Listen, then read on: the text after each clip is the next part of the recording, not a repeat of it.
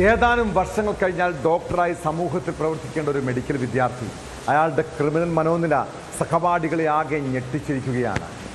Thiruvananthapuram medical കോളേജിലെ MBBS വിദ്യാർത്ഥിനികളുടെ ചിത്രങ്ങൾ morph ചെയ്ത് സമൂഹ മാധ്യമങ്ങളിൽ പ്രചരിപ്പിച്ച യുവാവിനെ കുറിച്ചാണ് പറഞ്ഞു വരുന്നത്. സംഭവത്തിൽ കൂടുതൽ FIRകൾ പോലീസ് രജിസ്റ്റർ ചെയ്തു. വയനാട് കാക്കവയൽ സ്വദേശിയും മെഡിക്കൽ കോളേജിലെ 3ാം വർഷ വിദ്യാർത്ഥിയുമായ ആബേൽ അഗസ്റ്റിനെതിരെയാണ് നടപടി. കേസിലെ 1ാം പ്രതിയായ ആബേലിനെ മെഡിക്കൽ കോളേജ് പോലീസ് വീണ്ടും അറസ്റ്റ് ചെയ്തു. നേരത്തെ കോടതി ജാമ്യം അനുവദിച്ചതോടെ പ്രതിഷേധവുമായി വിദ്യാർത്ഥികൾ രംഗത്തെത്തിയിരുന്നു.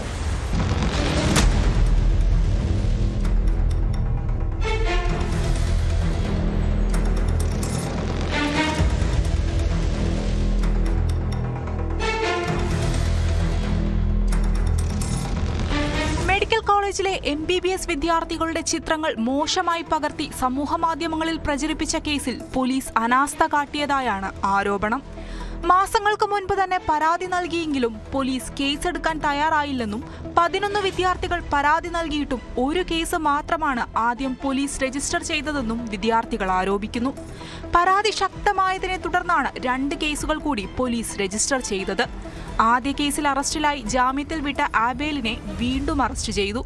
കൂടുതൽ പരാതിക്കാർ ഉണ്ടെങ്കിൽ അവരിൽ നിന്ന് മൊഴിയെടുത്ത ശേഷം വീണ്ടും FIRകൾ രജിസ്റ്റർ ചെയ്യുമെന്ന് പോലീസ് അറിയിച്ചു. കേസിനെ തുടർന്ന് ആബേൽ അഗസ്റ്റിനെ മെഡിക്കൽ കോളേജിൽ നിന്ന് സസ്പെൻഡ് ചെയ്തിരുന്നു. ഇയാൾ 20ലേറെ മെഡിക്കൽ വിദ്യാർത്ഥിനികളുടെ ചിത്രങ്ങൾ മോർഫ് ചെയ്ത് പ്രചരിപ്പിച്ചതായി പോലീസ് പറയുന്നു. DCPയുടെ നേതൃത്വത്തിൽ പ്രതിയെ വീണ്ടും ചോദ്യം ചെയ്തപ്പോഴാണ് ചൂഷണത്തിന്റെ കൂടുതൽ വിവരങ്ങൾ പുറത്തായത്. ആബേലിന്റെ സമൂഹമാധ്യമ അക്കൗണ്ടുകൾ സൈബർ വിദഗ്ധർ പരിശോധനയ്ക്ക് വിധേയമാക്കും. ഇയാളുടെ സുഹൃത്തുക്കൾ ഉൾപ്പെടെ പോലീസ് നിരീക്ഷണത്തിലാണ്. ആബേലിനെ കഴിഞ്ഞ ദിവസവും അറസ്റ്റ് ചെയ്തിരുന്നെങ്കിലും ജാമ്യത്തിൽ വിട്ടതോടെ വിദ്യാർത്ഥികൾ മെഡിക്കൽ കോളേജ് പോലീസ് സ്റ്റേഷന് മുന്നിൽ രാത്രി മണിക്കൂറുകളോളം പ്രതിഷേധിച്ചിരുന്നു. നിസ്സാര വകുപ്പുകളാണ് പോലീസ് ചുമത്തിയതെന്നാണ് വിദ്യാർത്ഥികളുടെ ആരോപണം.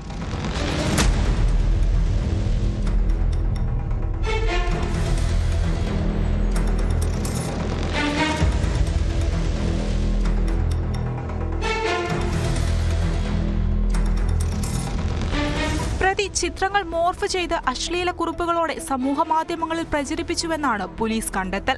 പെൺകുട്ടികളുടെ ഇൻസ്റ്റഗ്രാം സ്റ്റോറികളിൽ നിന്ന് അനുവാദമില്ലാതെ എടുത്ത ചിത്രങ്ങളാണ് മോർഫ് ചെയ്ത് പ്രചരിപ്പിച്ചത്.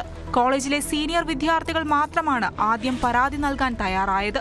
ജൂനിയർ വിദ്യാർത്ഥികൾ ഉൾപ്പെടെ വരും ദിവസങ്ങളിൽ പരാതി നൽകുമെന്നാണ് സൂചന.